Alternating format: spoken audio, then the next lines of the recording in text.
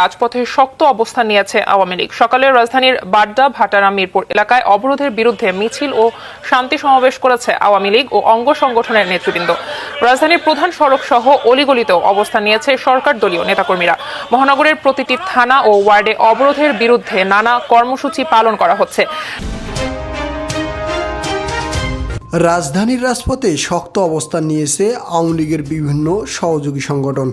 দলের কেন্দ্রীয় কর্মসূচির অংশ হিসাবে সকাল থেকে নেতাকর্মীরা দফায় দফায় মিছিল সমাবেশ নিয়ে জড়ো হচ্ছে। রাজধানীর রাজপথে বিজয় দিবসকে কেন্দ্র করে রাজপথে কঠোর অবস্থান নিয়ে সক্রিয় হচ্ছে বাংলাদেশ আওয়ামী লীগ এবং ছাত্রলীগ। পুলিশের ব্যারিকেড উপেক্ষা করে ধীরে ধীরে এগিয়ে যাচ্ছে এবং সেই সাথে উপদেষ্টাদের কঠোর হুঁশিয়ারি দিয়েছেন। রাজপথ দখল করে মহাসমাবেশ জারি করেছে। এদিকে সজীব ওয়াজেদ জয় লাইভে এসে নেতাকর্মীদের উদ্দেশ্যে দিয়েছেন নতুন বার্তা।